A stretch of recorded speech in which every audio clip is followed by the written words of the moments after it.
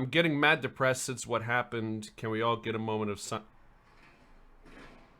Yeah, we can. Yeah, let's actually have a moment of silence, if that's all right.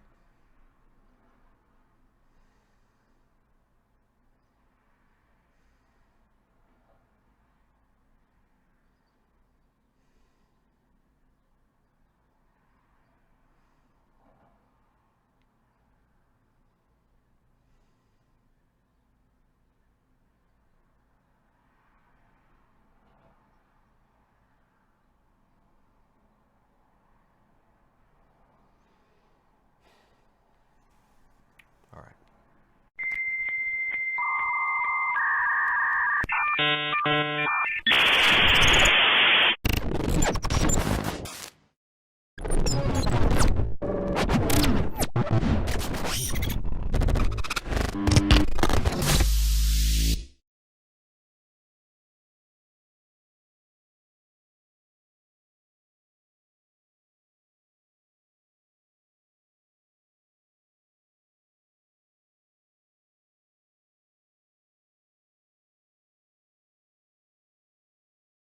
It's really fucking fucked. Um, uh, Children are indeed more important than guns. That is true. Don't mind all these fucking tabs. Don't worry, there's an order to the chaos. Yeah, dude, it's really fucked. It's really fucked, dude. It's so fucked. It is. I don't know which one is probably more fucked up. The Buffalo shooting had "Here's your reparations" and the N-word written on the reticle, the aim reticle of the gun, and then this one involved cops not doing shit for kids. It's fucked up, dude. Like, I don't even know which one is more fucked up. Like, it was blowing the fuck up, obviously, as it would, you know. It was all over. Oh my god, dude. Second Amendment. Shut up. Yeah, dude. It was just socialism. Oh, this is the fucking destination. I don't even want to fucking go over it. This, by the way, is a really good, like, spoken word, poetic piece about Uvalde. I might, I don't know, I might play that later on. We are a nation that is unique in the Western world, where somehow we've adopted this theory that more guns make us safer. But if more guns made us safer, we'd be the safest nation in the world, and we're not. On Exactly. Tuesday, an 18-year-old gunman barricaded himself inside a classroom at Robb Elementary School in Uvalde, Texas, before murdering at least 19 children and 2 teachers. So initially, there were reports that 14 children were killed, and then more died at the hospital. More may still die after what happened here, so this number may change, but I'm gonna go over a lot in this video. And look, I may seem a little out of it. I'm just out of energy for stories like this. I've covered this kind of thing countless times now, and often we are going over the same information. I'm showing you what the problem is. I'm showing you how the US is different from other countries, and nothing, of course, changes. So Vosh shared this: American cops arriving at an active school shooting scene to ignore the gunman and assault the desperate parents. Props to Miss Gomez. Props to Miss Gomez. A farm supervisor said that she was one of numerous parents who began encouraging, first politely and then with more urgency, police and other law enforcement to enter the school. After a few minutes, she said, federal marshals approached her and put her in cuffs, telling her she was being arrested for intervening in an active investigation. What a bunch of fucking cunts.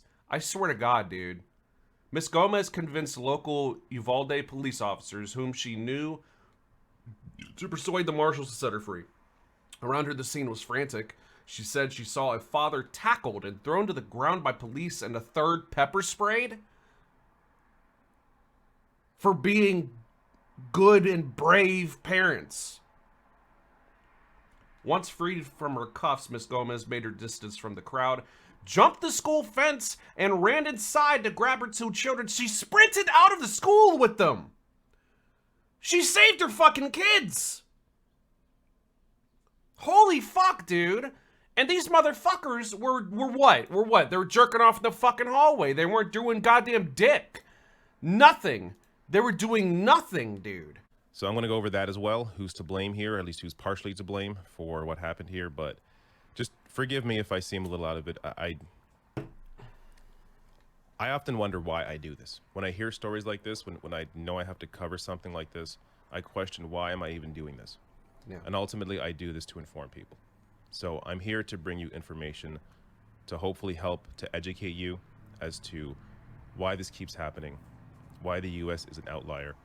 But that's what I try to bring. So Education Week has been tracking school shootings since 2018. According to its database, 119 such incidents have taken place since then.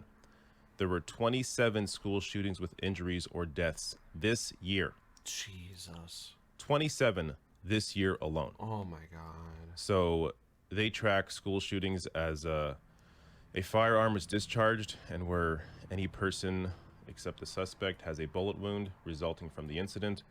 Education Week also includes only incidents that happen on K-12 school property or on a school bus that occur when school is in session. All right, so this is how the U.S. compares. Now, God damn. Wow.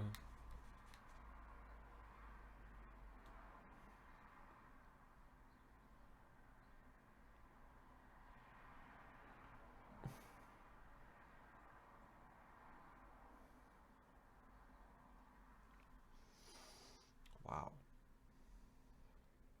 my God. It's the greatest country in the world, ladies and gentlemen. Greatest country in the world. their definition of school shooting is different.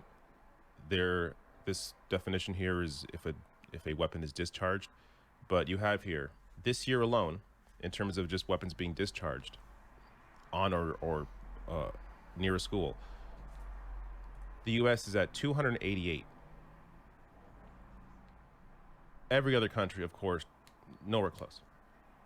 So Mexico is the next closest with 8, South Africa 6, India 5, Pakistan 4, Nigeria 4, Afghanistan 3, Brazil 2, France 2, Canada 2, China 1. This should tell you. Dude, even fucking Russia right here, who's currently trying to butt fuck Ukraine out of existence, 1.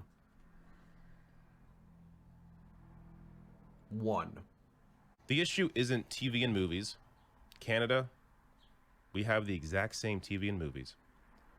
The issue isn't mental health. And video games. Can we stop with the video game shit? They play their cyber games. The only real difference here is how much easier it is to access a weapon in the US compared to these other countries. That is the real difference. But people keep pretending.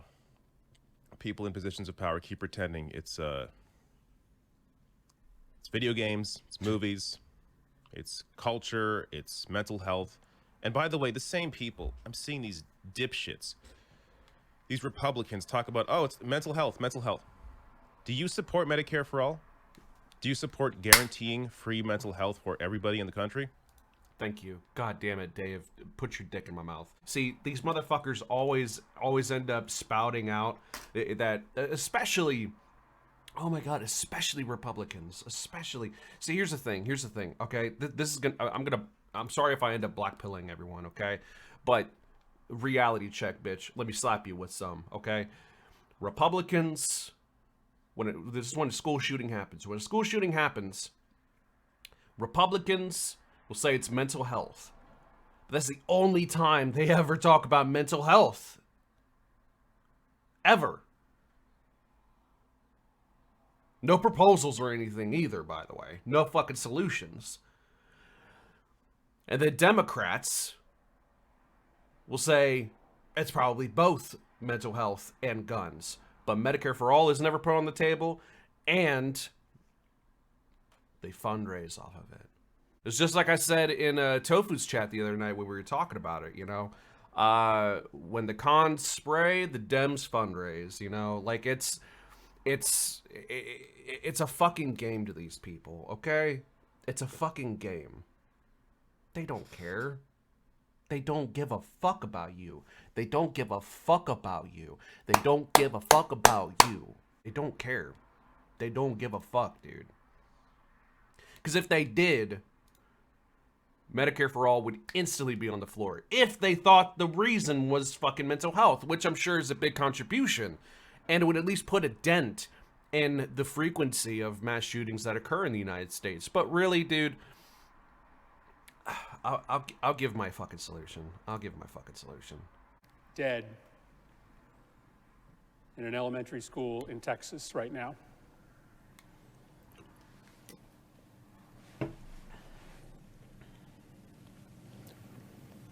What are we doing? What are we doing? Just days after a shooter walked into a grocery store to gun down African-American patrons, we have another Sandy Hook on our hands. Mm-hmm. What are we doing? Mm-hmm. There have been more mass shootings than days in the year. At this point, correct me if I'm wrong, but as far as mass shootings in general are concerned, not just weapons getting discharged near or on school grounds specifically, but mass shootings in 20 weeks into 2022, 200 mass shootings. When the Buffalo shooting happened, it was 198. And then Uvalde, and I wouldn't be surprised if there's another mass shooting that none of us fucking know about because it's swept under the rug because we can't fucking keep up. We're 200 mass shootings, 20 weeks into 2022. This is fucking ridiculous. Our kids are living in fear every single time they set foot in the classroom because they think they're going to be next. What are we doing? Why do you spend all this time running for the United States Senate? Why do you go through all the hassle of getting this job, of putting yourself in a position of authority? If your answer is that as this slaughter increases, as our kids run for their lives, we do nothing. What are we doing? Why are you here? If not to solve a problem as existential as this. Yeah. This isn't inevitable. These kids weren't unlucky. This only happens in this country and nowhere else. Nowhere else do little kids go to school thinking that they might be shot that day. Nowhere else do parents have to talk to their kids, as I have had to do, about why they got locked into a bathroom and told to be quiet for 5 minutes just in case a bad man entered that building. Nowhere else does that happen except here in the United States of America, and it is a choice. It is our choice to let it continue. Yeah. What are we doing?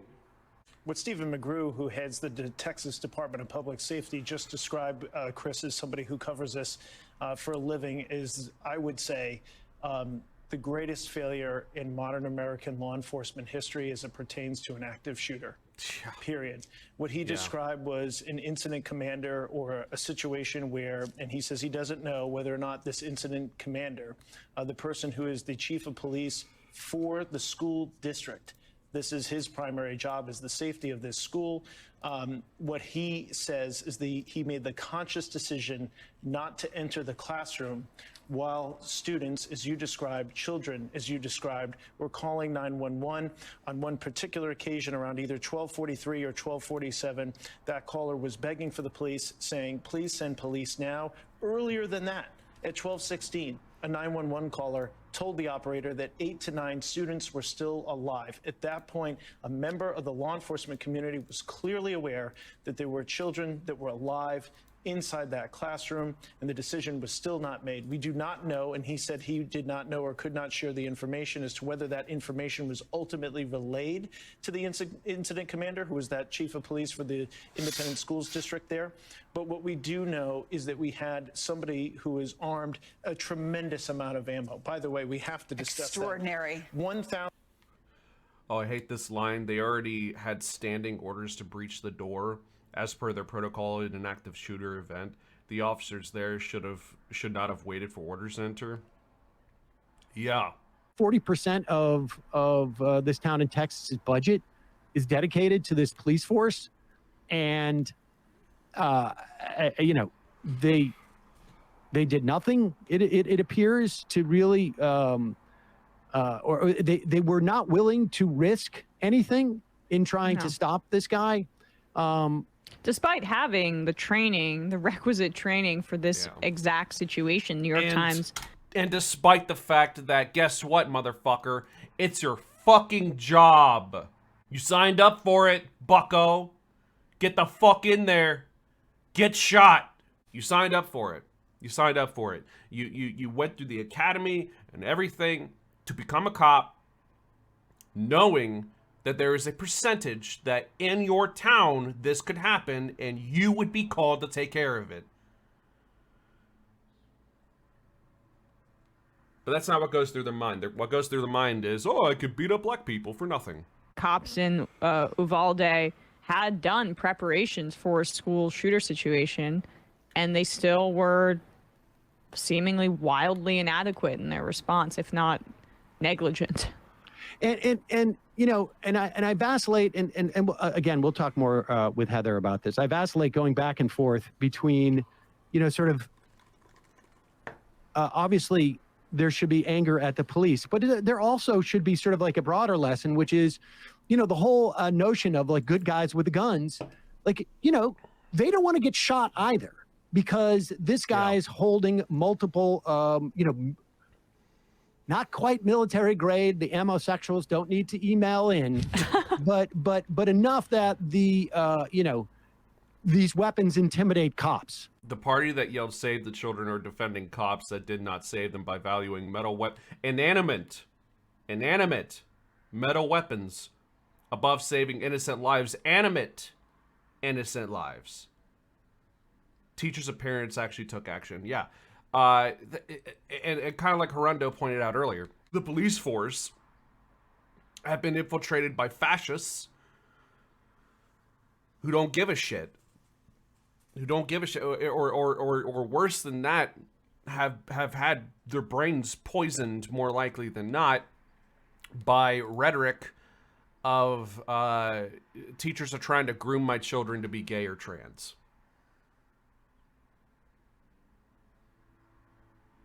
The education system is trying to make my kid gay or trans. And yet the same side is like, give teachers guns. Oh yeah, that'll fucking end well. Yeah, absolutely. Oh yeah, great fucking idea, dumb fuck. Motherfucking ACAB. Certainly, if you have that budget and put the rest into social services, the town itself would be just in a better place. But it also just shows that, like, the whole theory that you can inhibit these type of shootings without having to get rid of the weapon, which is, you know, turns out to be the material issue, right? That person goes in there with a gun. Those cops aren't out there waiting for an hour. If that guy goes in there with, you know, even like a, I don't know, you know, a 22 or, you know, a handgun, you know, it's just unbelievable. But yeah. I also hate that these cops couldn't break down the door. Fuck you. You all have shotguns in your squad cars to blow the doorknob off and kick the thing. Yeah, exactly. There was a movie that I thought of when this whole thing went down. Well, when both Buffalo and Uvalde happened. A movie came to mind. A movie called Rampage. don't watch it right now. It's a little bit too apropos. Spoiler alert. Rampage is about a guy who piece by piece, like for a while, gets plating to make plated armor. Like this dude, by the second half of the movie, straight up looks like is like super soldier Metal Gear material, okay? Like he's got fucking all sorts of plates going down, up and down, and like everything, dude. It's fucking wild. He's got bulletproof everything. He's got semi-automatic and automatic weapons. And he's going around this town just blasting motherfuckers. Anyone. Like there's no MO or anything behind it. He just wants to kill. He kills everyone that he comes across. Whether he had a fucking grudge with them or didn't know who the fuck they were. And he just, everyone, indiscriminately. We've seen this happen. We saw this with the Buffalo shooter. Like, he had plated armor. I mean, as pointed out in other streams at this point, I'm sure if you're an avid stream watcher.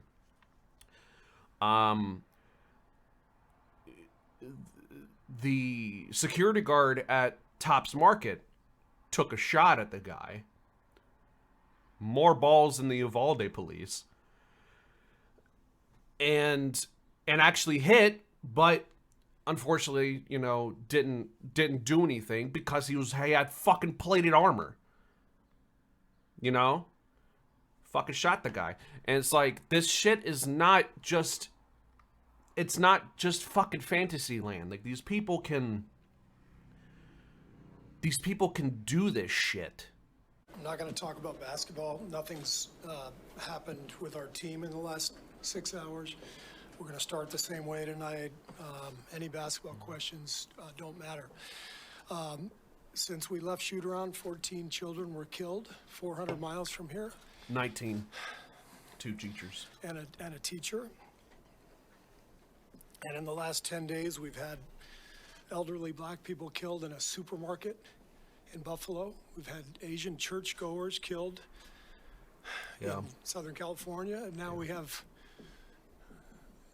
children murdered at school. When are we going to do something?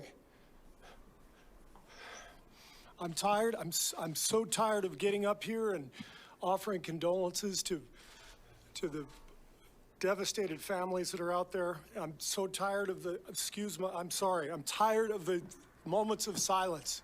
Enough. There's 50 senators right now who refuse to vote on H.R. 8, which is a background check rule that the House passed a couple of years ago. It's been sitting there for 2 years. Yeah. And there's a reason they won't vote on it, to hold on to power. So I ask you, Mitch McConnell, I ask all of you senators who refuse to do anything about the violence and school shootings and supermarket shootings, I ask you, are you going to put your own desire for power ahead of the lives of our children and our elderly and our churchgoers? Because that's what it looks like. It's what we do every week. So I'm fed up. I've had enough. We're going to play the game tonight, but I want every person here, every person listening to this to think about your own child or grandchild or mother or father or sister, brother. How would you feel if this happened to you today? We can't get numb to this. We can't sit here and just read about it and go, well, let's have a moment of silence. Yeah, go Dubs, you know. Come on, Mavs, let's go. That's what we're going to do. We're going to go play a basketball game. And 50 senators in Washington are going to hold us hostage. Do you realize that 90% of Americans, regardless of political party, want background check, universal background check? 90% of us, we are being held hostage by 50 senators in Washington who refuse to even put it to a vote, despite what we, the American people, want. Yeah. They won't vote on it because they want to hold on to their own power. It's pathetic. I've had enough. He just fucking dipped. Ted Cruz tweeted, absolutely devastating. Heidi and I are praying for the Garcia family. Joe Garcia, the husband of Irma Garcia, one of 2 teachers shot and killed in Uvalde, Texas on Tuesday, has reportedly suffered a fatal heart attack. Joe and Irma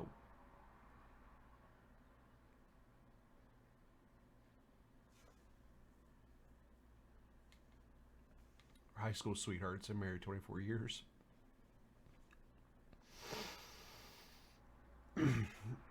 leave behind 4 children. I responded at some point. I think I said something like eat a bag of pubes. I don't even remember what I said. Holy shit, that is so true. God damn it. Wow. He was challenged. I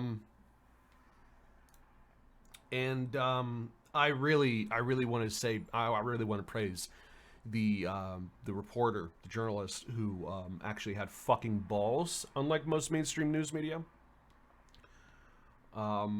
With Sky News. There are 19 sets of parents who are never going to get to kiss their child goodnight again. Fucking fuck. Is this the moment to reform gun laws? You know, it's easy to go to politics. You are so fucking sick. You are so fucking disgusting. Mitch McConnell, Lindsey Graham, Madison Cawthorn, Mike Pence, even Donald Trump are all sick, gross, disgusting, repugnant, repulsive, deplorable, parasitic leeches upon all of humanity. Absolute scourge and plague upon the planet. Ted Cruz gets the wall first. It's at the heart of the issue. I get that that's where the media likes to go. No, it's not. It's where many of the people we've talked to here like to go. The proposals from Democrats in the media, inevitably, when some violent psychopath murders people. A violent psychopath who's able to get a weapon so easily.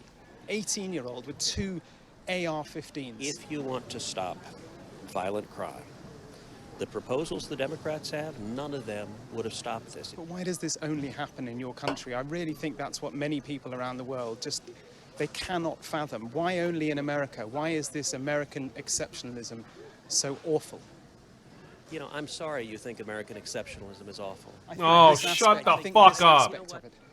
You got your political agenda. Oh, shut the fuck up. Senator, it's not. I just want to understand why you do not think that guns are the problem. Why is this just an American problem? It is just an American problem, sir. Mr. Cruz, why is America the only country that faces this kind of mass shooting? But you can't answer that. You can't answer that, can you, sir? You can't answer that. Why is this country... Why is it that people come from all over the world to America? Because it's the freest, most prosperous, safest country on earth. It may be the freest, it may be the most... A propagandist, this motherfucker. What a fucking pussy. The mass murder of children in Texas is another horrific tragedy that is very familiar to us in America. And we have now kind of this public pattern for these atrocities, anger, grief, and calls for action by many. And we watch as our elected leaders come back up and use the same words every time.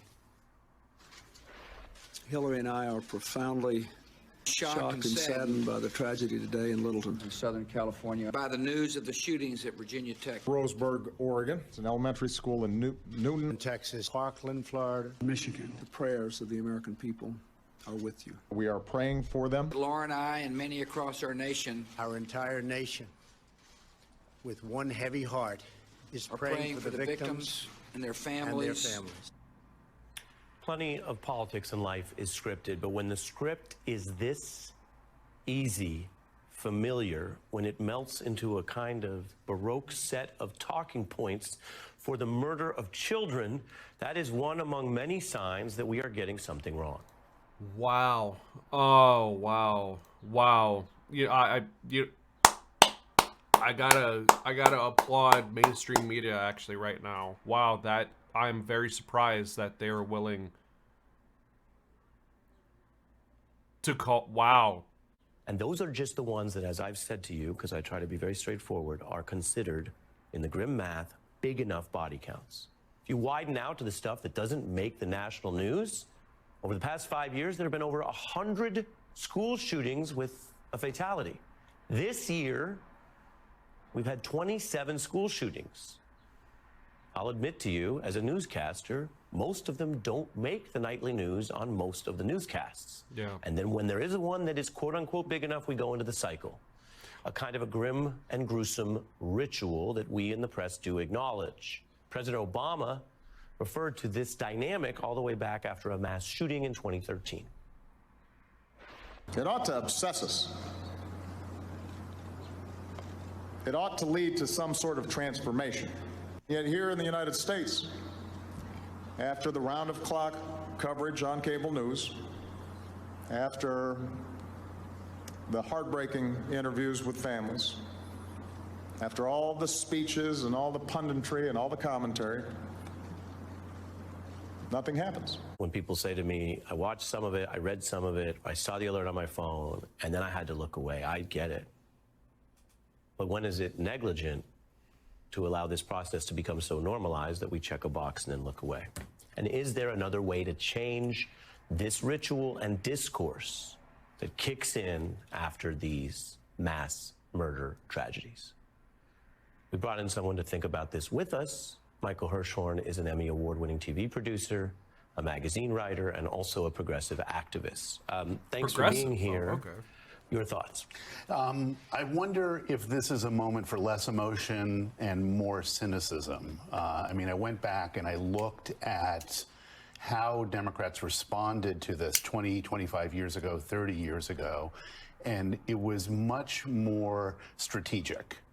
It was really about how do we gain power so that we can put in place the policies that we want to put in place. Mm-hmm. Right now, from you know, you and me to Chuck Schumer, we're responding emotionally and not strategically. Right now, we don't have the power to change things, and no amount of begging on the Senate floor, like Chris Murphy did, and it really moved me, is going to change anything. We have to get more senators, more congressmen in power, and then we can change the laws.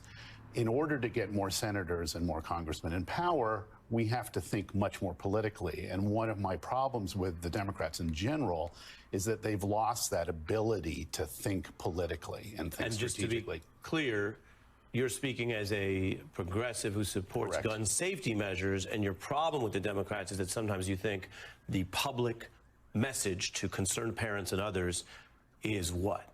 Is emotive, tragic. We're sort of codependent with the Republicans in the way that, you know, we say things need to change, they have to change, but we know they're not going to change, and yet we keep saying they need to change and have to change, but we don't step back and say, what do we need to do in order to force things to change? And Michael, I wouldn't wish being codependent with Ted Cruz on anyone.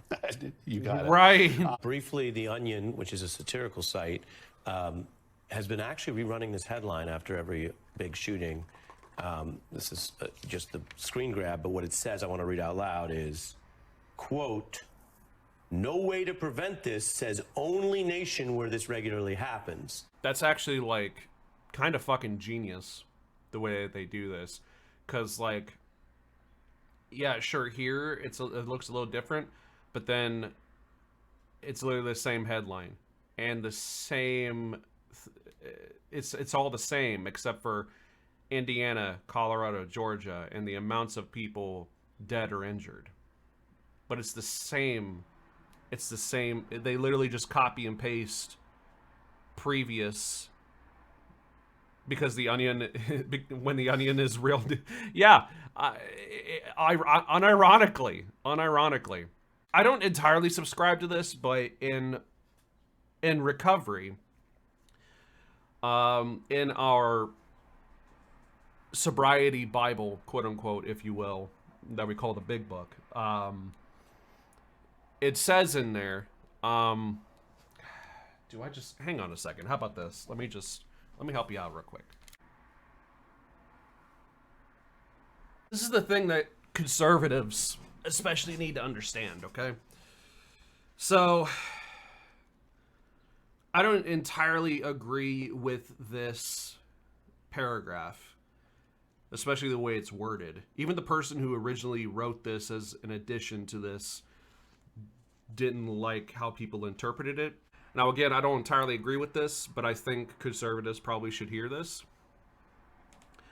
Acceptance is the answer to all my problems today. When I am disturbed, it is because I find some person, place, thing, or situation, some fact of my life, unacceptable to me. And I can find no serenity until I accept that person, place, thing, or situation as being exactly the way it is supposed to be at this moment. Nothing, absolutely nothing, happens in God's world by mistake.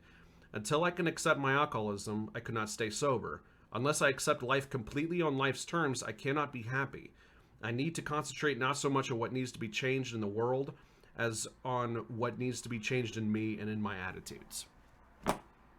Maybe the party of personal responsibility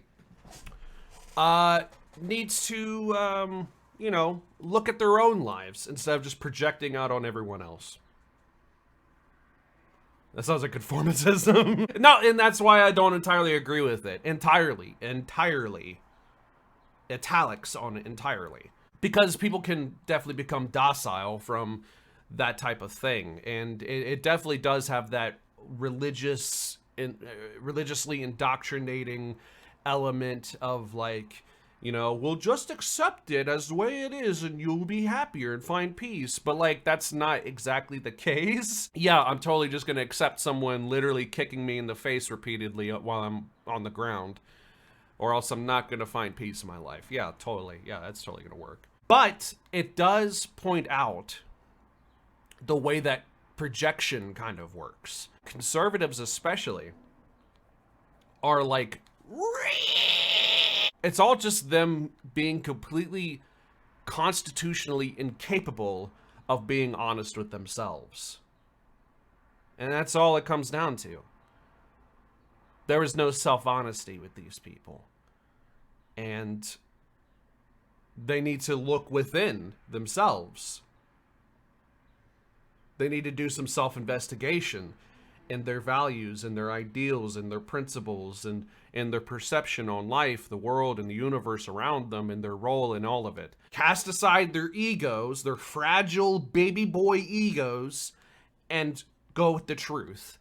And it comes down really to 5 questions. Is it true or is it false? Is it reality or fantasy? Is it right or wrong? Is it harmless or harmful? Is it kind or is it mean? Just ask yourself those 5 questions. And be honest when answering those questions. I think the big divide between the left and the right really just comes down to a flipping of the same situation, which is this. Those who are more left-leaning, whether they're religious or not, or spiritual or not, I'm not talking about metaphysics or gods or anything like that. People who are more left-leaning insert their spirituality, their spiritual nature into their politics.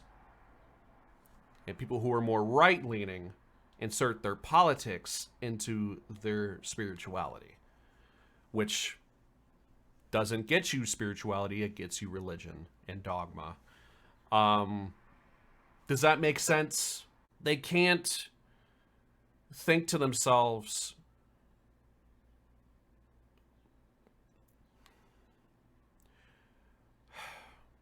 there's no altruism there. There is no selflessness. There is no, I'm going to think of others before myself, even though, funny enough, they are overwhelmingly the more religious ones. This particular shooting, are there other things we can do? Yeah, let's see if we can. Senator, why do you think that this country is the only country in the world that constantly has mass shootings like this and elementary school shootings? Yeah, well, we've had, one's too many. I don't have, I don't have the answers to all these. I don't know why anybody would shoot their grandmother in their face, in her face, get in a car and go to a school and kill a bunch of kids. I don't know. That is beyond my ability to understand. You don't know why, but we do know how they might be able to do that, and it's with a firearm that can kill massive amounts of people in a small amount of time. Yeah. What can I do as a lawmaker? Put cops so that when you try to go in school, shoot kids, you get shot. That seems to be one thing we can do. How do you keep guns out of It didn't work. I mean, there were It didn't officers work. at that school. That gunman had body armor on. How is a law enforcement Well, official, apparently even nobody- if you put more in schools, able to confront that? I mean, the game has changed, No, Senator. apparently he walked in the school without anybody stopping him.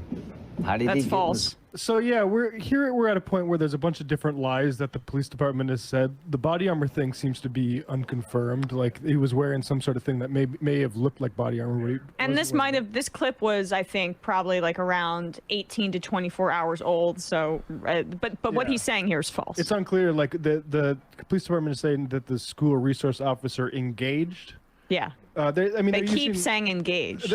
I mean, that's the other thing that And they we didn't. should talk about is the just lies of police departments across this country, but especially even in this case, where they're saying, yeah, they contained the shooter. You contained him in a school, in a classroom. In one classroom where he where did he was killing, all like- of his murder. Yeah, exactly. Yeah. So like, that's not that.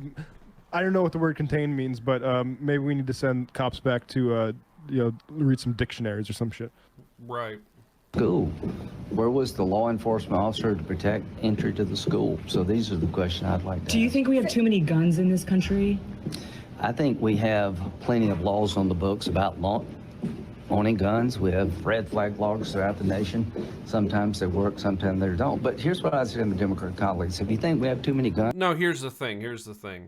The reason why red flag laws don't work is not because the law itself is the problem. Is because cops don't take them seriously. There was some report that I saw, correct me if I'm wrong,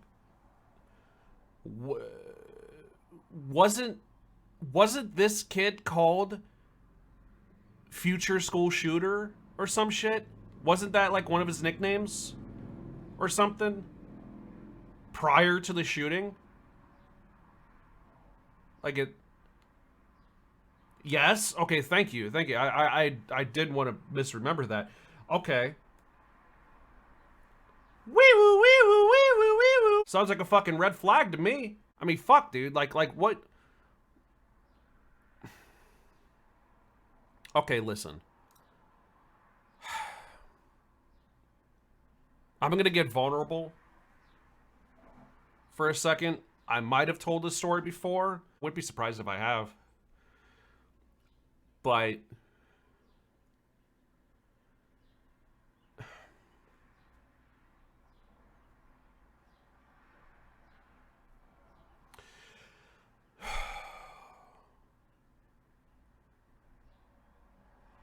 so during the Buffalo shooting, there were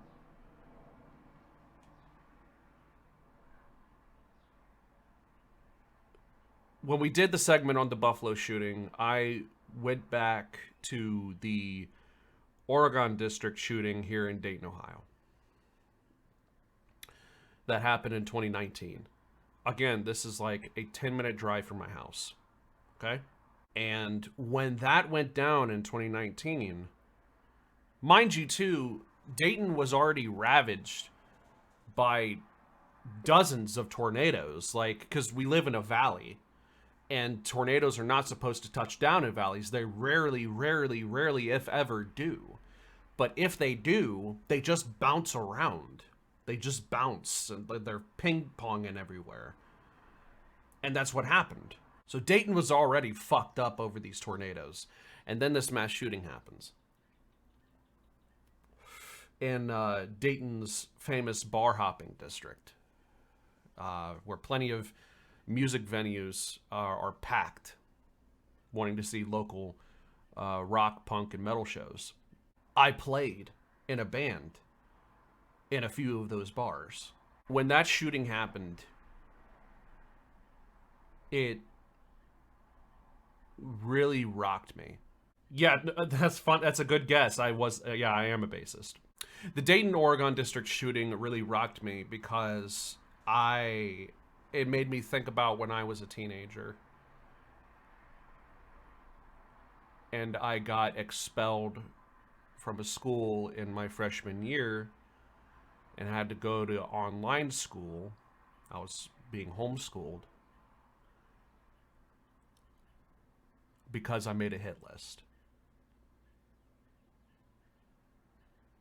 It rocked me because it really put into perspective the type of person I was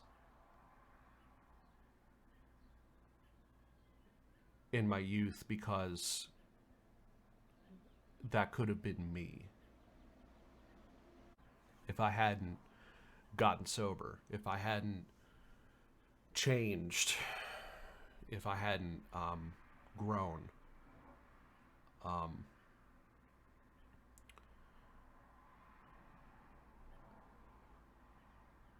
Yeah.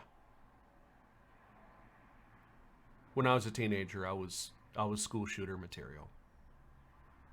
And I was a very fucked up kid, man. And so when I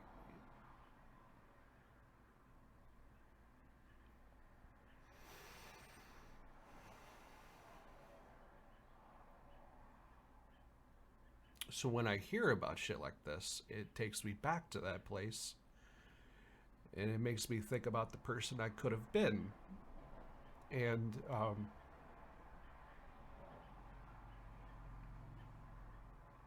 the people I could have hurt, and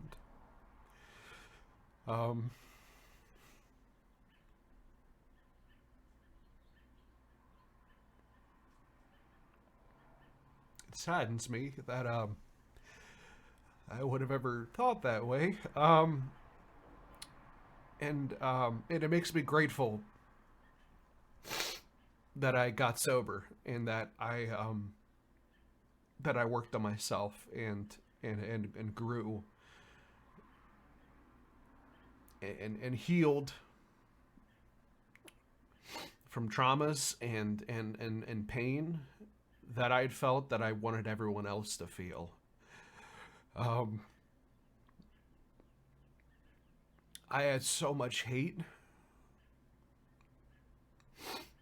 for other people and myself that I didn't care.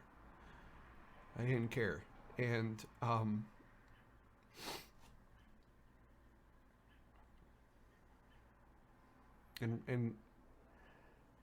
getting into Alcoholics Anonymous, getting sober, staying vigilant, and always trying to work on myself took me away from that. And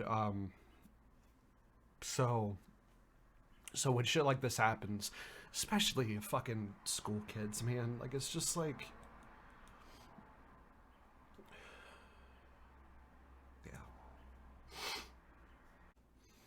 yeah, and I've said this before, I try not to name drop Alcoholics Anonymous too often, because I don't want people to be, if I were to relapse, oh, look, Alcoholics Anonymous doesn't work. No, I relapsed. It's not the fault of AA or any other 12-step recovery. It's just me being a selfish fuck that just wanted to relapse. It was my decision, you know what I mean? But I don't plan on relapsing anytime soon.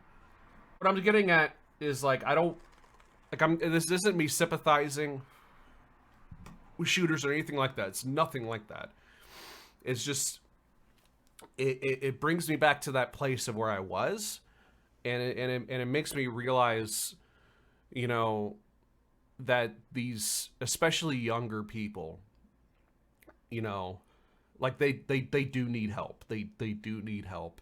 They need people to to reach out. I don't know, man. Like, it's just, I'm just, yeah. I'm just so glad that I grew out of that. And these kids are probably, people that just need to, heal from something, or have their selfishness put in their face in black and white, and get a fucking reality check and be like, no, you need to change. You need to change. And and this way that you've been has gone on long enough, So, yeah. We put in 100 millions, we put in mental health issues, but I go back to we can do all of these things. And that is the narrative that is playing out because, look, everything else that right-wingers have been saying about preventing school shootings has been debunked. You have armed cops standing outside the school for an hour doing nothing. So the good guy with the gun narrative doesn't work. It's been debunked. What do you do next? Oh, I know. Let's create prison-like environments for our students. Let's create a fire hazard, so there's only one entrance and one exit into the school. That'll be great. So he puts the signal out there, and guess what? It's regurgitated by all the other coward Republicans in the country, including Ted Cruz. Let's watch. You want to talk about how we could have prevented the horror that played out across the street? Look, the killer entered here the same way the killer entered in Santa Fe, through a back door, an unlocked back door. I sat down at round tables with the families from Santa Fe. We talked about what we need to do to harden schools, including not having unlocked back doors, including not having unlocked doors to classroom, having one door that goes in and out of the school, having armed police officers at that one door. Let's also use some barbed wire, and let's put the kids in handcuffs as they're entering the school to ensure that if they do have a gun, they won't be able to access it. I mean, you guys like this? All the Republicans who love watching the show because they love hate watching us for some reason, you like this? Is this where you send your kids? Is this what you want? Is this the country you want to live in? How the hell does anyone defend this garbage? A ton of people who defend it have kids themselves. How do you see what's happening in the country and think that you're untouched by it? We're all sitting ducks. We live in a country with a bunch of cowardly cops that stand out there for an hour and don't do a damn thing. We have politicians who have created a sense of lawlessness in this country. I mean, do you think you're safe? Your kids will probably get shot up. Are you gonna be spouting the same garbage talking points? I don't have kids, okay? And I see this, I see what's happening in the country. It blows my mind that there are parents who have young kids who still think, no man, no Second Amendment, all of our other rights have limitations, but when it comes to guns, no limitations whatsoever. You guys make me embarrassed to be an American. As she's going the fuck off here, I can imagine people on the right hate watching Anna Kasparian going the fuck off, rightfully so. And what's their fucking response, probably? 9 out of 10 right-wingers are probably like, ha ha! Triggered! Snowflake libtard! Trump in 2024! That's the way these people are, man. Look how triggered you are, look how triggered you are. She's talking about what if your kids get shot in the fucking face next? And your response is, most likely,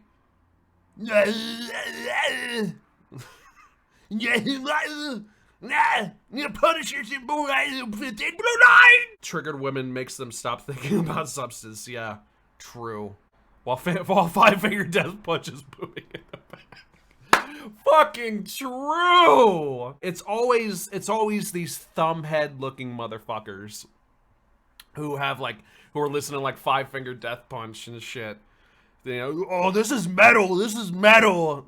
Dude, have you ever heard of Infant Annihilator? That's fucking metal, first off. Second of all, can you cut down on the misogyny a little bit? Because, like, it seems to me that every single time an intelligent woman makes a fair point and is like, yo, hey, listen, of course much more angrily and passionate, but hey, yo, hang on.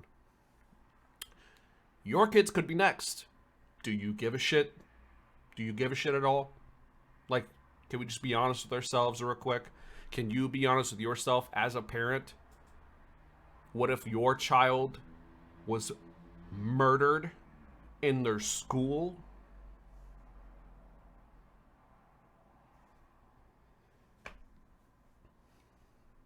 And that's the thing about the conservative brain, yet again. We saw this shit over and over again during the height of the COVID pandemic. Nobody gave a shit. everyone said it was a hoax, or everyone said it was no different than the flu or no worse than the flu, until it affected their family. Until someone in their family, someone close to them, got COVID-19. And wow, it isn't a mild case.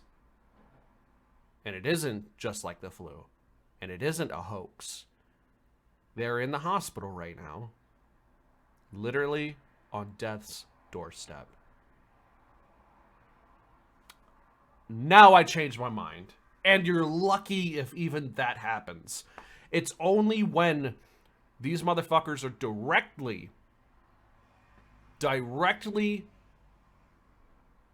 affected that these chuds start giving a fuck about other people. Which says to me, no, actually, empathy is learned. And they did not learn it. And then there are those that get sick and are still brainwashed up until death. Yeah, that's why I said if you're lucky, because like there were people even during the height of the pandemic, and I'm sure still now, where they're literally gasping for air and they're asking the doctor for ivermectin. Like, it's just like,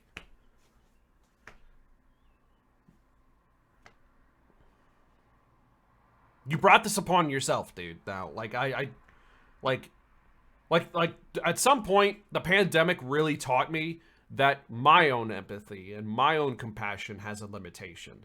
At some point, sorry, I don't give a fuck anymore. I don't give a shit. I don't care. I don't care. I don't care. I don't care. School shootings, though, are a little bit different, seeing how it involves children and not just them. And then they want to turn around and tell women, oh, we care about babies. We care about babies. So we're going to go ahead and decide what you can and can't do with your own body because we allegedly care about babies. You don't care about a damn thing. And I'm so disgusted with our lawmakers for being so craven and so concerned with their own goddamn financial health that they turn their backs on us, watch children die in cold blood, and then go on vacation. Memorial Day weekend. Time to get together with the family, have a barbecue, and not think about the families who just lost their kids in another mass shooting in this country. So if you jam the kids in a cave, there's only one way to get in.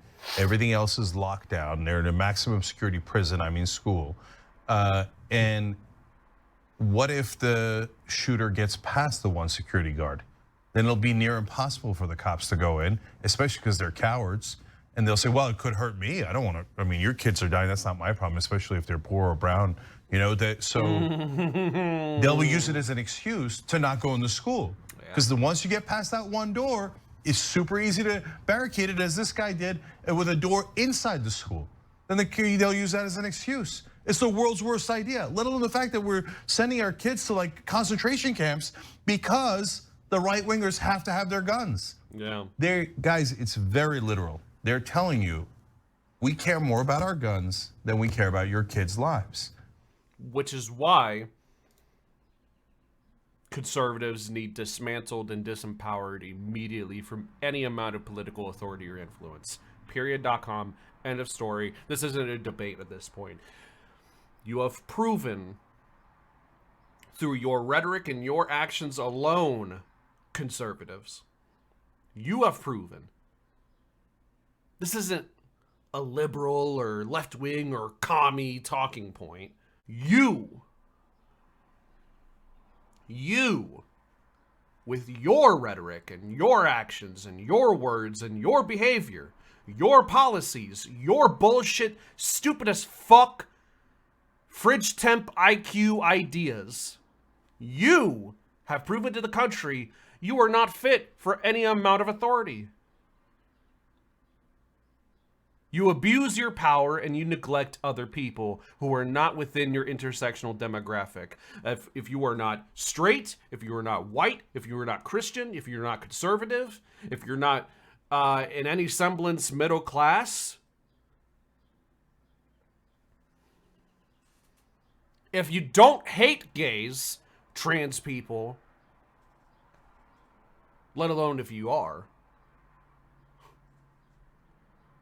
as long as you're within that demographic, you're safe. Everyone else can choke on their blood and die. Even children.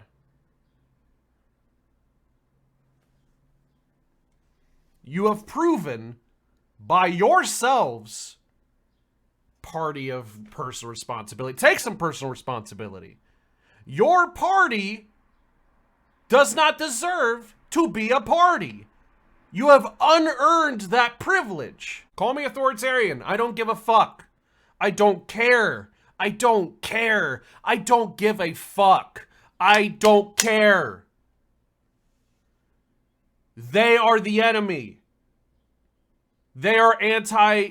You know what? We need to start putting this talking point out there. We really need to start hammering this talking point out there. They are anti-America. They are anti-patriotism. They are not America first. They are America last. We need to start pushing this fucking talking point. Because it's fucking true. Your kids matter less than inanimate fucking objects which are used to kill your kids. How insane would it be? Let me ask you something. How insane would it be if a Beanie Baby had more civil and human rights and the right to autonomy and sovereignty than a human? Be pretty insane, right? It's a fucking Beanie Baby. What the fuck? I don't give a shit about Ken the Camel, whatever the fuck their names. I don't know. I'm just making up one. I don't give a shit about the camel or the kitty cat with little beads in their.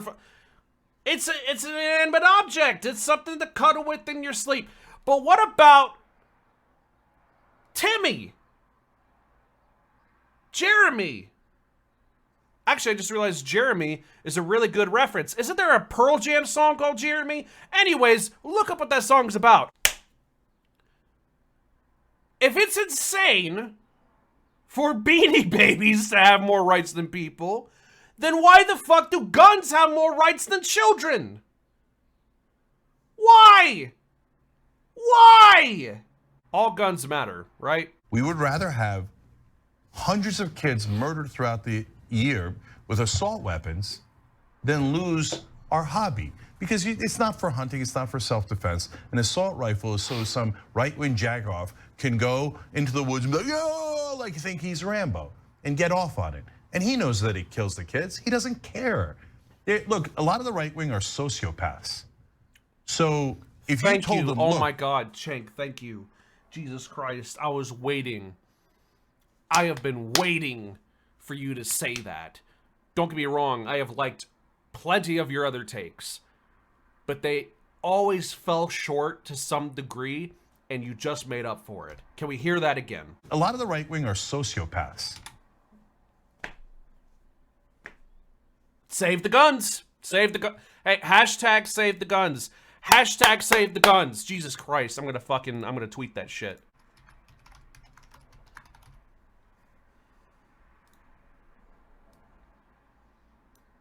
There we go. So if you told them, look, no other country has these kind of mass shootings because they don't allow assault rifles. We're the only ones that allow assault rifles, and our kids are butchered on a daily basis. They will tell you, I don't care. I'd rather have my gun than your kid. That's a fact. Yeah. That you can't say, well, no, just as many kids would die if we passed a ban on assault rifles, ban on the amount of ammunition that you could put in, not more than 10. If we did a federal background checks, if we actually did said, hey, if you're on the terrorist list or you've got a mental health issue that was reported to the authorities, you can't have a gun. They're like, no, because they're all crazy. And so they think, and a lot of them are criminals themselves. Oh, well, you know, look, in the past I did this and this, and I still want to have a gun. I still want to be able to murder things. And so, and the teachers, and you saw that monster say, well, you know, we're arming the teachers in Texas. I've told you this before. That means they literally teach the teachers which of their students to kill, okay? Now, you say, why? A lot of the shooters are actually students in the school. This guy was not an active student in that school, but he's from that district. So he might have gone to that school earlier in his life. So you teach the teacher. Now remember, if Bobby comes in, he's probably a good guy, don't kill him. But if Johnny comes in, he's a little unstable. You might want to kill him before anything else happens. This is what we teach our teachers. And everyone pretends like it's normal. It's not at all normal. The rest of the world is looking at us like we're lunatics, and it's because we are. It's the root of the problem is money. Slime balls like Ted Cruz and Dan Patrick take money, and we've told you Ted Cruz has taken $440,000 from the.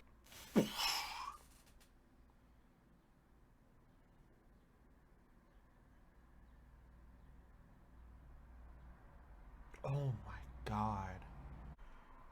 198,000 plus 208,000 plus 220,000 plus 223,000 plus 228,000 plus 247,000 plus 284,000 plus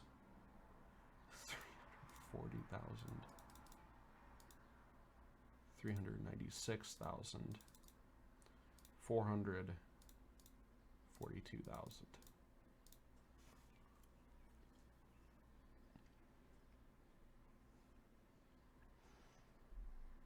Just shy of $2.8 million in members of just to Texas, Louisiana, Texas, South Carolina, Kentucky, California. Thank God he's no longer out there. LaurenHubbard.com, by the way. 10 members of Congress. Well, as long as you're paying me, I don't mind dead kids. So Dan Patrick, Greg Abbott, and Ted Cruz, they couldn't have helped that shooter anymore if they were on the scene and had opened the door for him. What efforts were the officers making to try and break through either that door or another door to get inside that classroom? None at that time. Law enforcement in Uvalde, Texas have now essentially admitted to waiting around and doing nothing for about 40 minutes to an hour while an active shooter was inside of Robb Elementary and ultimately killed 21 people and injuring at least 17 more. What efforts were made to try and break through that door? You say it was locked. What efforts were the officers making to try and break through either that door or another door to get inside that classroom? None at that time. The on-scene commander at the time believed that it had transitioned from an active shooter to a barricaded subject. You have people who are alive, children who are calling 911 saying, please send the police. They are alive in that classroom. There are lives that are at risk. Hey, that's not protocol, is it? We're well aware of that. Right, yeah. But why was this decision made not to go in and rescue these children? Again, you know, the on-scene commander considered it a barricaded subject and that there was time and there were no more children at risk. Stand by. Hey, stand by, all right? I got it. I got it. Okay. Hey, from the benefit of hindsight, where I'm sitting now, of course it was not the right decision. It was the wrong decision, period. There's no excuse for that. But again, I wasn't there, but I'm just telling you, from what we know, we believe there should have been an entry at that as soon as you can. So there, Colonel Steve McGraw essentially admits to doing nothing, that they didn't try and break down the door. They just sat on their ass for at least 40 minutes, just sitting there waiting for what exactly? Right. And then he goes on to say, oh, hindsight's 2020. The hindsight excuse only works with things that you didn't really see coming, that there was no real warning, but if you knew ahead of time, then you could have done something. This doesn't work here because you had parents screaming in your face for 40 minutes to go in there and do something. Right. And you sat on your ass and did nothing. And parents like Miss Gomez actually did what you fucking couldn't. Look at all these fucking LARPers in the background. First of all, can we please Can we please stop with this bullshit, stupid as fuck country boy, cowboy, LARPer? You're not in a fucking musical, motherfucker. Like, stop with, like, you're not fucking John Wayne! This is stupid! It's stupid! It's stupid! Texans! It's stupid! Stupid! It's dumb! It's the same fucking thing as what guns do for most guys, like a penis fucking extension. This is stupid! You're I'm a fucking put this thing on my head and suddenly penis. That's a way. Like, why else? I don't like. It's dumb. I know I'm ragging on what is ultimately a fashion choice, but the political police and the fashion police have teamed up on these motherfuckers and motherfuckers that are like this. Like, it's a terrible fashion choice. First off, second of all, it always signals like look, yeah, I'm a fucking Lone Ranger. Yeah, I'm like, yeah. Just stop. You're not fucking 8 years old in a fucking Christmas story or some shit. You're gonna shoot your eye out, kid. Fuck, it's so stupid. The Wild Wild West version of the Thin Blue Line bullshit. Like, it's just, it's not even a based history. It's just dumb. Anyways. You know how there's ACAB, all cops are bastards? I don't know that that's true, and we've talked about that in the past, but I'm going with ACAC, all cops are cowards. Now, and I'll tell you why, that one is indisputable. It's not because they're born cowards, it's not that they're less courageous than the average person. No, they go into the police academy and they're taught cowardice. They're taught, you are more important than the citizens. And by the way, you can just ask a cop, if they're not lying straight to your face, they will tell you that is emphasized over and over again, protect yourself first.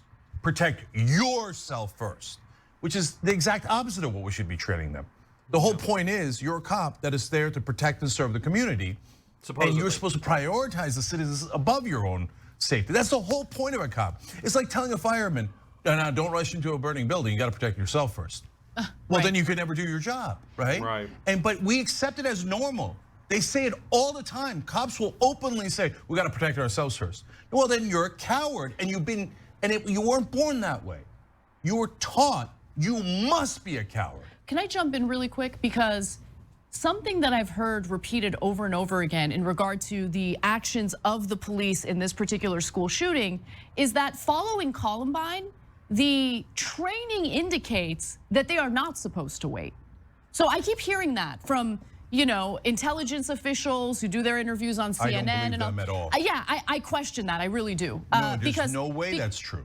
Because it's clear to me, it's clear to me that they didn't feel like that was their job, that they needed to go in there immediately. You have parents begging them. Imagine being a parent, knowing that your student, knowing that your child is a student at that school. You hear the gunfire, you hear it.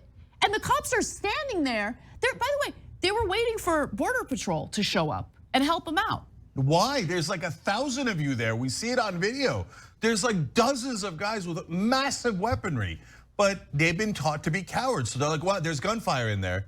Yeah, there's also children in there. That's why you're supposed to go in. Oh no, but we might get a hangnail.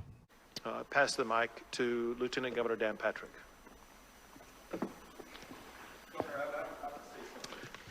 Excuse me. Excuse me. Excuse me. Sit down. You're out of line and an embarrassment. Sit down and don't play this stuff. Sir. Shooting is right now, and you are doing nothing. No, he needs to get his ass out of here. This isn't the place to talk this over. This is totally predictable when you... Sir, you're out of line. Sir, you are out of line. Sir, you are out of line. Please leave this auditorium. You're out of line. I can't believe you're a sick son of a bitch that would come to a deal like this to make a political issue. It is a political issue, you dumb fuck.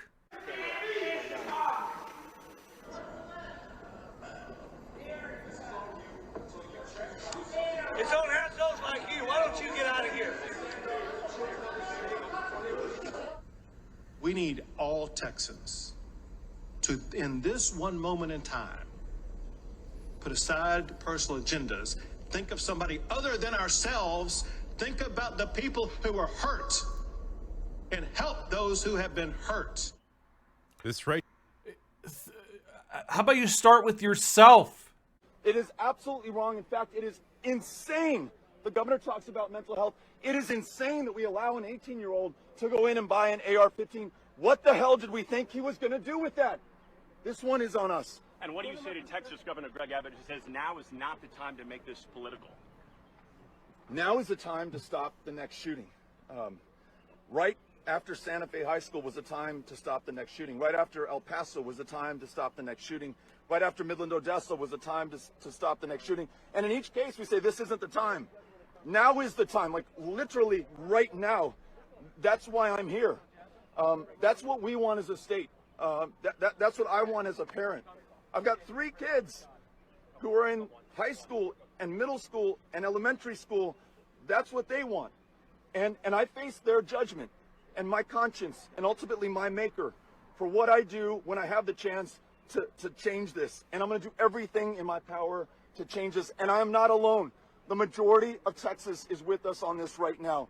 The majority of Texas is not reflected by that governor or those people around the table who talk about mental health care or say that this is pure evil or that it was absolutely unpredictable. This is predictable. It will happen, and it will continue to happen until we change course. We've got to change course. Now, is he wrong, though? Vote farming, opportunism. He's not wrong, though. He's not wrong. There were plenty of opportunities in the past to make sure that this gets remedied legislatively, and we didn't do it. We didn't do it. We can have a debate, fine, on like how effective some of these gun safety measures are. Listen, the fact of the matter is that there are more guns in the United States than there are U.S. citizens. Okay, it's like trying to ban dirt. Or trying to ban ice in Alaska. Good luck. If I were running for president, my platform as far as guns are concerned is pretty fucking simple. I don't know if it would entirely solve the issue, but it would, just like all other gun safety measures, you know, would put a huge fucking dent into it. People who have registered firearms, let us borrow your guns and we'll give it back under one condition. And don't worry, you will be rewarded for it. My iPhone, okay? It's an iPhone 12 mini. It doesn't exactly have a thumbprint like older models did, where like there was the circle on the bottom, you put your thumb on there, it's unlocked. But if iPhones have thumbprint recognition to unlock your fucking phone, maybe we should. Why is it so small? Because my dick is small. It's gotta. Listen, it's longer than. Listen. Anyways, if iPhones have a thumbprint recognition component to it, maybe our firearms should too.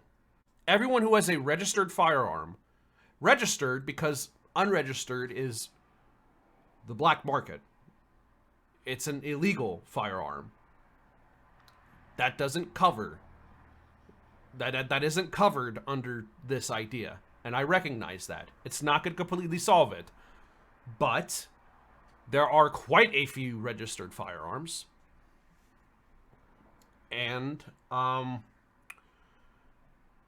so there should be like maybe a vehicle or something, some kind of transportation and storage vehicle that shows up in various neighborhoods and say, give us your firearms, especially your assault weapons, and we will borrow them for a couple months,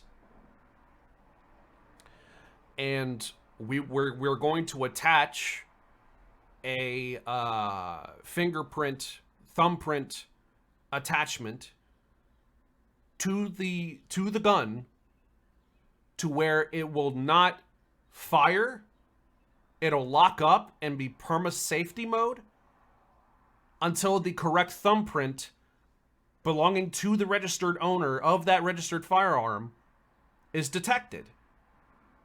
Other than that, it's locked and it cannot be used. It might be expensive, but this will put a huge fucking dent into the problem. And we could do it. We can do it. Again, we could do it with our fucking phones. Do it with guns. And plenty of conservatives are going to be pissed about it. But just like with votes, people vote with their wallets. You don't think people shoot with their wallets either?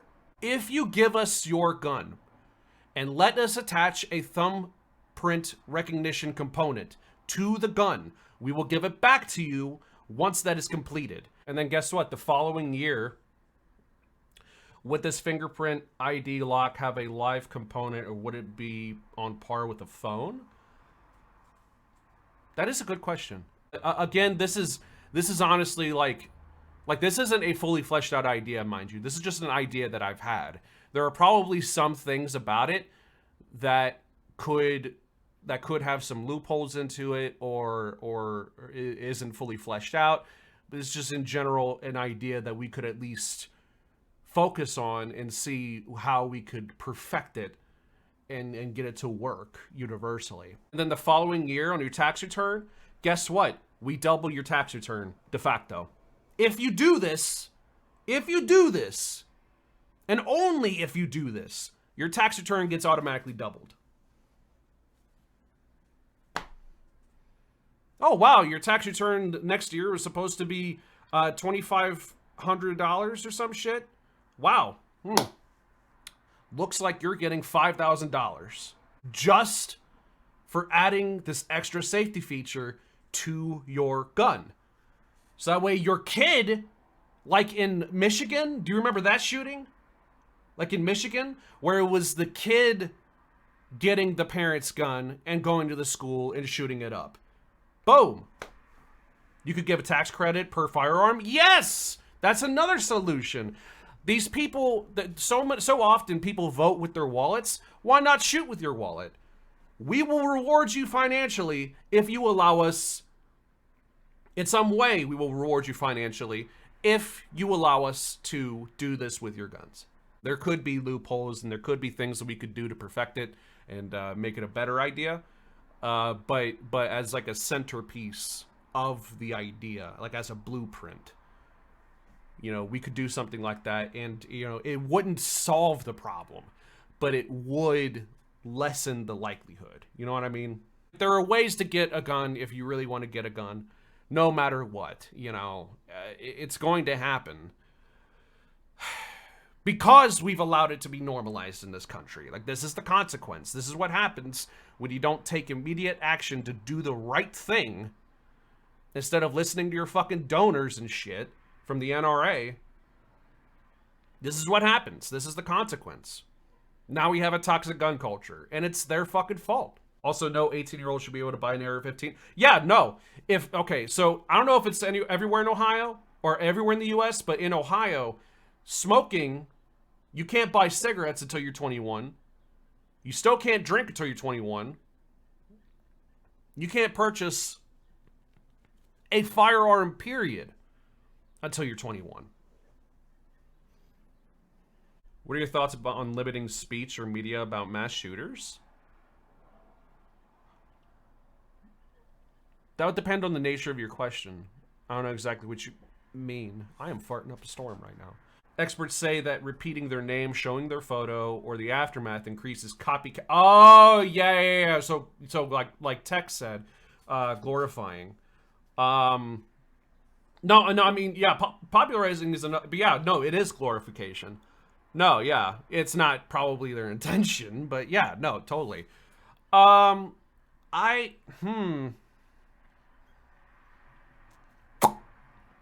It's a good question because, like, so, oh man,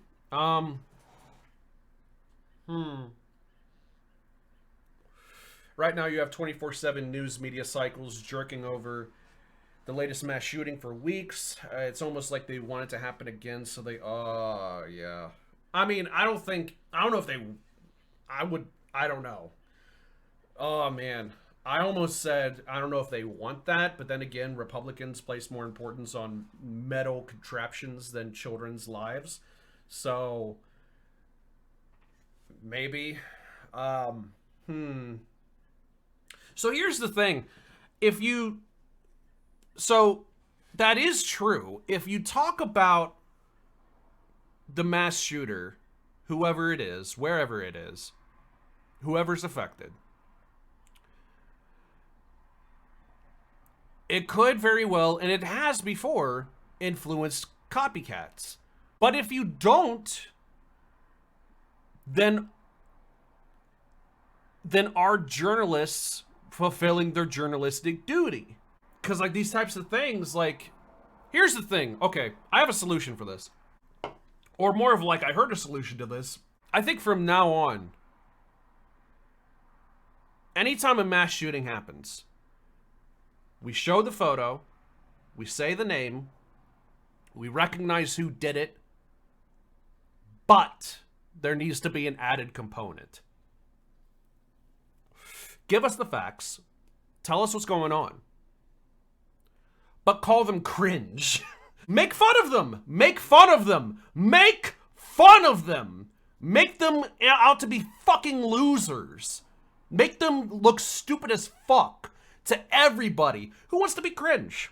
I remember hearing, I was watching this comedian, and you're gonna hate the way that he put it, but it is true. And the crowd was even like, what? Like, they were even taken aback, but like, he had a good point.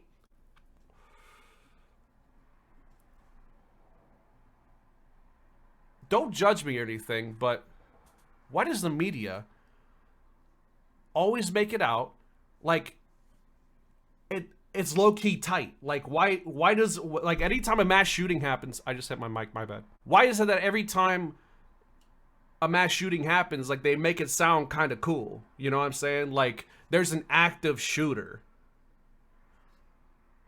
That kind of implies that anyone who isn't an active shooter is an unactive shooter. And, like, that sounds lame as fuck. You know what I mean? And, like, it was funny, but it was true. Like, that's, like, it's so true. What did you find it?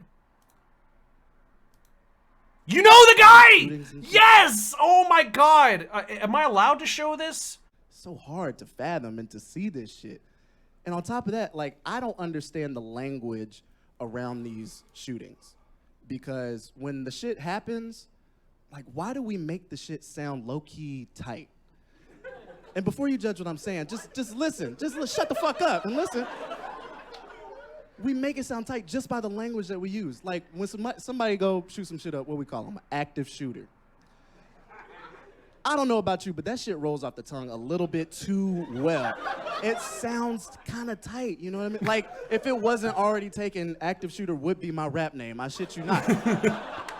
It sounds too cool, and it's low-key insulting to the rest of us. And people don't even see it. The media doesn't even see it. When you call somebody an active shooter, it implies that the rest of us are just inactive shooters, nigga. And that's... Why are you making fun of me for not having an AK-47? This shit is so weird. True. I'm so glad that we got the same taste in comedy. Yeah, but it's absolutely true. It's so true, and it's dangerous.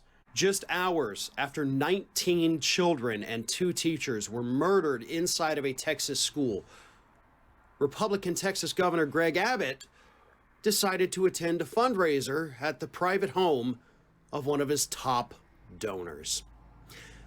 His administration says that, yes, we attended the fundraiser. It was already on the schedule. You know, he stopped in. They won't release any more details. The man who threw the fundraiser isn't releasing any details, you know, just that, yes, he was there and we raised some money. You know, what's wrong with that? What's wrong with that is that you had parents You had spouses getting the worst news they've ever gotten in their life. News that is going to change their lives forever. They will never be the same. They will never be whole again. It happened in your state. But what were you doing?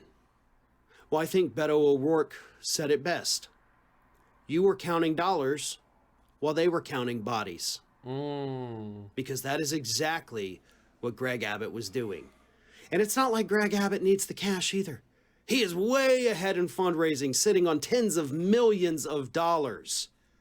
I'm sure he could have foregone just this one fundraiser, you know, given the optics of the day.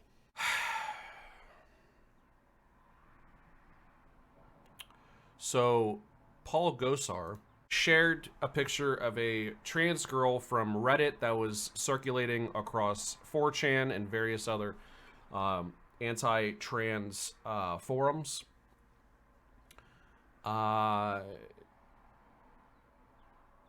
And was called out by a lot of people and was rightfully accused of slander, which is what that is, to push anti-trans propaganda. Candace Owens did the same. I never once shared any fake photo of the shooter. This is an entirely made up story. Instead, people keep sharing a fake photo and insisting it's the one I'm referencing in an effort to restrict my discussion about mental illness and the dangerous rise of gender ideology. You're still weaponizing a shooting of children and teachers for your anti-trans bullshit. And Twitter is not backing up this lie as usual because they house so many mentally deranged individuals who perpetuate gender theories.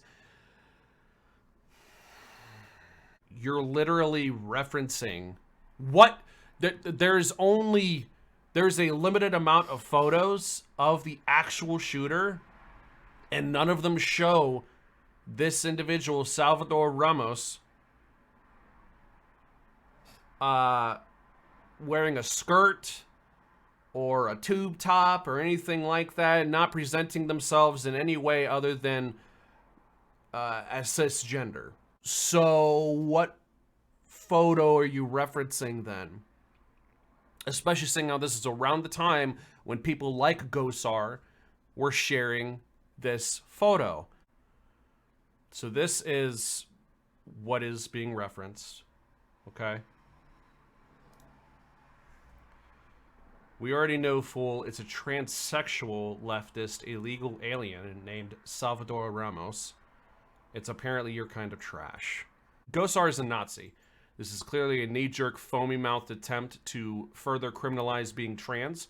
Gosar is a slithery snake who weaponizes dead kids to inspire stochastic terrorism to kill innocent trans people due to a baseless groomer great replacement conspiracy. And the tweet was deleted. These people have no problem weaponizing dead children to rile up their blatantly fascist base. Sam, a transgender woman who lives in Georgia, said that on Tuesday evening, Reddit users started commenting on a photo of her that she had shared on the platform 3 months ago. They told her the photo was being shared on 4chan, a forum website with little moderation, and people were saying that it showed the shooter who killed 19 children and 2 adults at an elementary school in Uvalde, Texas on Tuesday. The shooter, identified as 18-year-old Salvador Ramos, was killed on the scene by police. Sam, 20, who asked to go by her first name to protect her privacy and safety. Actually, by the way, for clarification, no, apparently. Salvador is not killed by police. He was killed by ICE Patrol, as far as some reports that I've heard. Correct me if I'm wrong. Killed by ICE Patrol. And even that is kind of disputed a little bit. Some people are thinking that Salvador actually offed himself and they're taking the credit. Some of the details are still kind of fuzzy as far as I'm aware. Yeah. But anyways. Told NBC News that the photo and others were taken from her personal Instagram page and that she's faced harassment and threats as the image has spread. This isn't the first time I was harassed, but it is the first time I've been accused of murder, she said. The false claim started shortly after news of the shooting first broke. A photo of Sam was posted to 4chan on Tuesday afternoon in a post that began with, "Here's the shooter's Reddit," before linking to her Reddit account and posting a transphobic slur. While some users said they did not believe the photo was of the shooter, other users posted new threads soon afterwards using pictures with fewer details of Sam's face from her profile. And there was also somebody, I think, named Sabrina from New York, who is also being used, who is also being framed as the Robb Elementary School shooter.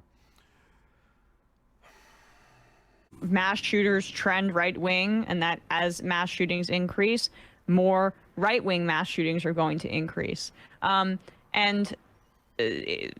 Violence is disproportionately inherent to right-wing ideology, and that's an uncomfortable fact for a lot of people, and an indefensible fact, which is why, you know, they have to resort to fake news and conspiracy theory in order to explain away and live with themselves based on their current conservative ideology and connection to a Republican Party that's extreme and violent in and of itself. Right. And I just want to say, you know, we don't know the motive of this shooter yet. We do know, I mean, obviously we know the motive of the Buffalo shooter. He put out a manifesto and Discord logs that explain exactly why he did it. And he was very much motivated by his white supremacist political ideologies. We don't know why this Texas school shooter did what he did, other than the fact that he seems to have been someone enamored with violence and wanted to do this, wanted to cause harm. But that's sort of like the thing, though, like, without even knowing if there was a political belief or any political rhetoric behind this, the right automatically felt like they needed to blame some other and focus on that, because they knew, I guess, that otherwise the focus would be on this guy's access to guns. And they don't want to have that conversation, because then I guess it does become someone motivated by right-wing politics, because he was able to carry out what he did because of the right's views on gun ownership in this country. 100%. It's no coincidence that they wanted to, the way they wanted to deflect this one was to call the person transgender. Because it fits into what we've been hearing, that from the right, this recent uprising in anti-trans rhetoric. It's not just like they don't like they just other trans people like they used to, and they are now going back to othering, other members of the LGBTQ community. But with trans people specifically, they're able to tie this in then with their pivot to, we should really be talking about mental illness, because what do we constantly hear from them?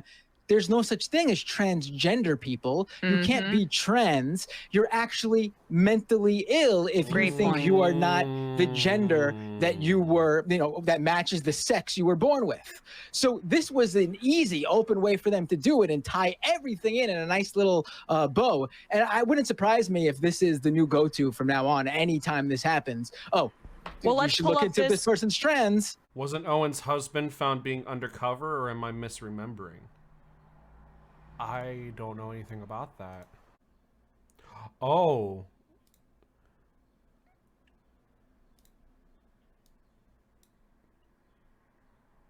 Oh my god.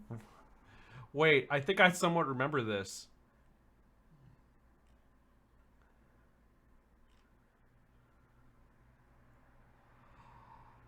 Oh. Well, howdy there, Internet people. It's Bo again. So today we are going to talk about some very important information when it comes to the current debate in this country. If you are one of those people who is looking around saying, how are we ever going to stop this? Watch this video. Especially watch past the beginning, because you're not going to like the stuff at the beginning. But it's where everybody turns. Every time something like this happens, the debate goes to one place in particular, and everybody starts talking about magazines or some vague description or specific model or something like that. None of that matters. None of it matters. Forget all about it. In fact, that's one of the reasons there's no forward movement. Because if you're focusing on stuff like that, you're missing the big picture. If you're focusing on trying to limit magazine size or the type of operation or the length of it or the cosmetic features of it, stuff like that, you've missed the point. It's not going to change a thing. I know somebody's going to say, well, it's always this particular rifle. That's the most popular rifle in the United States. That's why it's always that one. Okay. So because I said this and said, well, focusing on specific types isn't going to do any good, I'm sure there's somebody out there saying, well, let's just take them all. Okay. Let's just do this from a logistic standpoint. 1 a minute. You are getting one gun off the street every minute of every day. How long do you think it'll take? 5 years? 10? 20? Since this conversation is prompted by these incidents, let's do it a different way. If a child was born today, how old would their headstone be if they lived to be 100? And the answer to that is more than 500 years old. If you were taking one gun off the street every minute of every day, it would take more than 600 years to get rid of them. That's how many guns are in the U.S. When you start talking about confiscation, you are not talking about things that are logistically practical. It's not impossible, but that's not going to happen. Not in a time frame that will matter. By the time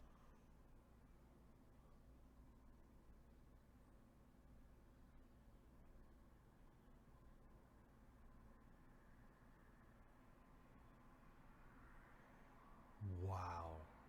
That is so many guns, dude. I'm tempted to like fact check that. But again, Bo, kind of like you said earlier, kind of uses an aimbot when it comes down to his politics. Like if that's true, oh my God, dude. That's not going to happen. Not in a time frame that will matter. By the time that occurs, we'll still be sitting here arguing what types of backpacks are best to stop the lasers. That's not a solution. In the United States, Pandora's box is opened. Yeah. They're everywhere. Going that route it will take hundreds of years. Even if you were to just focus on certain types or those that are, just adamant and violent in their response, you're still talking about 100 years or more. I think we can do better than that. Rather than looking at the firearms, look at the person behind them. 60% of the people responsible for the large incidents have a domestic violence history or the act itself was DV. And this is a confirmed connection. This is something that is really underreported. The real numbers are going to be much higher. That's your key. That's your thread. You add being mean to animals in with this, and you are knocking out the overwhelming majority of these incidents. And it's something that can be done now, right now, this minute. It can happen. It's not something that's going to take centuries to enact. Now, I know somebody on the pro-gun side right now is saying, well, there's already a law. No, there's not. There's a law that says that it impacts this, but it doesn't, as evidenced by the fact that 60% have a connection. That shows you that it doesn't work because it has tons of loopholes. The way it's written, it doesn't do any good. The loopholes are there, some people would say, because of the prevalence of domestic violence in law enforcement, and maybe that has something to do with it. Yeah. But what we do know is that they exist. The boyfriend loophole, there are tons that make that amendment worthless. It doesn't do anything. Wow. That's your key. That's where your legislation needs to be. First off, it's super easy to package. When you're talking about the right wing, right? Think about how easy it would be if you got out there and said, hey, we want to take guns away from wife beaters. They'll be all over it. And then you can drag those NRA-owned senators up there and ask them, hey, why are you going out of your way to defend, this particular demographic of people who not only did this thing, but also are responsible for 60% of these incidents? Wow. God damn it. This is something that is politically viable. It can get through, and it'll be effective. I don't know what more you want. That's your solution. That's your route to go. It'll work. And it'll move forward. A lot of this stuff right now, where it's the same conversation I have seen over and over again. Talking about magazine size, talking about what qualifies as an assault weapon, none of it matters. None of it matters. What matters is the person behind it. And that person has some pretty specific markers. And it's relatively easy to close the loopholes. That's the route you need to go. The solution to school shootings is not arming the teachers. The solution to school shootings is not putting more police in schools. It is crazy to think the solution for gun violence in schools is to put more guns in schools. The solution is funding these schools, the community, providing living wages, addressing poverty, homelessness, providing universal access to health care, therapy. The solution is so far beyond gun reform or gun control. Get rid of the Second Amendment entirely, disarm the police, then disarm the people. You've been lied to, and the experiment has gone horribly wrong. And with that said, you should be defunding the police, defunding the military, and reallocating that money to the people and these communities. And I think, that's a really big statement, and there will be a lot of people saying something like that's never gonna pass through Congress right now. Nothing is passing through Congress right now, not even the compromise legislation, H.R. 1446. I mean, I'll take background checks. I mean, if they banned assault rifles, I would be ecstatic. Look, I'll be honest, I'm afraid that the defund police talk now is just gonna help them go, oh, that's it, we're not doing anything. Because doing something means defunding the police. And now everybody's even more scared for their kids. So I don't love the timing on that, if I'm being honest. So, and defund the police is over here.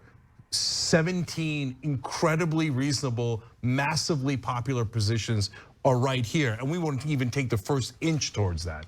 So, but we have one more Fox anchor here, Martha McCullum, actually proposing some degree of gun control, never seen before on Fox News. Oh. It's a guardrail, right? If you make it a 21 law, or as someone suggested, even making it so that you have to have, you can't rent a car until you're 26 years old in this country. And everybody likes to go driving on the weekends too, right? But you can't do that. You can't rent a car until you're 26. Another suggestion is to have an older adult of a certain age who comes along with you for the purchase of that gun in order to have that background check done. There are things that will not take away anyone's freedom and that might help to save some lives. And I think it's time for people to come together on both sides of the aisle and figure out what some of those might be. See, I already see. Based Fox News? A country that devours its children. 21 dead in Texas and no hope in sight. Francisco de Goya y Lucientes painted Saturn devouring his son in a period of madness that consumed his latter years. It was then that the Spanish master produced the 14 canvases known collectively as the Black Paintings, a visual chronicle of a mind warped by disease. Scientists have surmised it was syphilis or lead poisoning from paint, or a disorder that caused his immune system to attack his own brain. If you walk through the Prado Museum in Madrid, you can track the deterioration of his consciousness along the white walls. At first, there are orderly and light-filled scenes of aristocrats and maidens, plamputi, hovering over bland trinities, simpering little dogs. But in the years 1819 to 23, a darkness descends. Soft moos become mad grins. What little light illuminates the ghastly faces serves only to further emphasize the blackness encroaching on the margins. Saturn devouring his son is the most famous of these, and perhaps the most famous of Goya's career, entirely eclipsing the placid decades of sun-dappled contentment.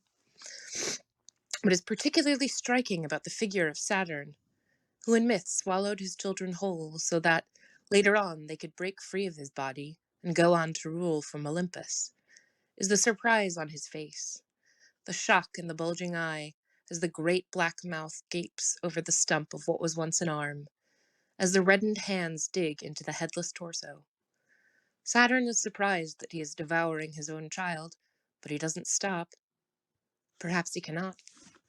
Perhaps he is surprised that he cannot stop, and is frozen in perpetual carnage and bewilderment. I think of this painting because I live in a country that devours its children and professes bewilderment each time. I was surveying the bleak 288-page report released by the Southern Baptist Convention on its own negligence in doing anything to prevent decades of sexual abuse, when the news broke of the school shooting in Uvalde, Texas, and of 19 small new corpses sprawled in schoolrooms. The smooth, predictable little operetta that is the American public response to notable mass shootings started without an overture. I need hardly recite it again. You are no doubt familiar with it by now. The injunctions not to politicize deaths caused by a politics of death. The professions of grief and heartbreak by those with the power to do more than grieve. The frisson of despair in the general public. The press conferences by authorities. The scramble for details about the shooter in order to either weaponize or ignore his identity. The discussion of guns, the defense of guns, the hapless sense that nothing can be done. In a political system so sclerotic, no one expects anything anymore anyway. There's a nationwide shortage of baby formula, and the tax credit that halved child hunger expired alongside any public effort to mitigate the continuing pandemic. And laws are being steadily passed that will force women to birth children they don't want or can't carry into a country that, all claims to the contrary aside, treats them as target practice. This is a country suing school libraries for carrying the wrong books and taking away children from their parents for being trans, a country whose response to the massacre of its children is to sell bulletproof backpacks and post policemen at every school as if cops could move faster than bullets. A country devouring its children and surprised to be devouring its children, one that has done so before and will do so again. Trying to write about this, after trying to write about the sexual abuse of children, trying to turn all of the above into anything more than a wordless howl, trying to write instead of going outside and staring at my striving bean plants breathing green into the city haze, trying to write because it is expected of me, by myself, by you perhaps, by my gentle and conscientious editor, leads me into thickets of sentences like this one. All clauses, the product of a brain so knotted by grief and rage that any canvas it painted would be all black, and the faces goatish, a sabbat of gloaters hiding under false professions of grief. In lieu of silence, metaphor springs to mind, always the writer's crutch in times of need. And so I considered a country feeding off its future, a country whose flaccid gerontocrats duly supping on more wealth than a body could spend in a lifetime, evince an avidity for more and no other animating principle. A country whose other principal political faction uses paranoia about guns and the open, keening desire for violent retribution as its propulsive force. The mad and the feckless who form the ossified carapace of what could be called a democracy of what the people wanted, vast and documented majorities over many years mattered in the slightest, which it hasn't for longer than I've been alive. So, metaphors. The corpse of a caterpillar being devoured by wasp larvae. A caddisfly that built a house so grand it died inside and no one noticed.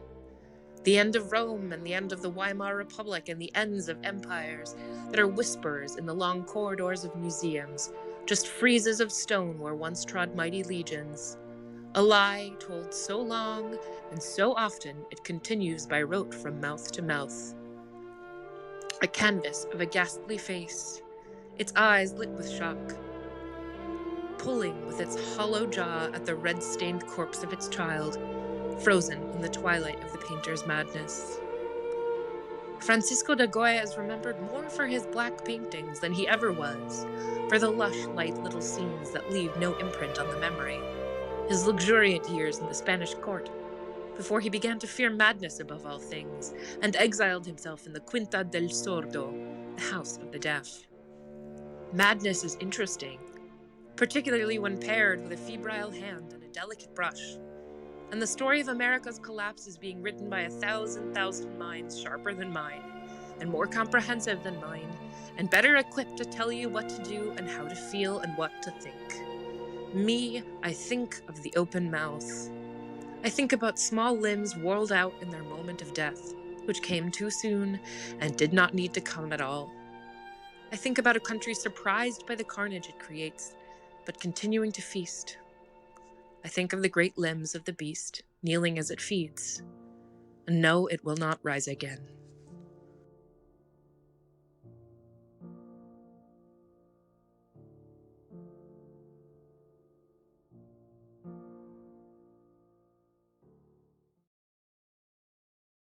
You want to do a mass shooting, you're gonna find a way.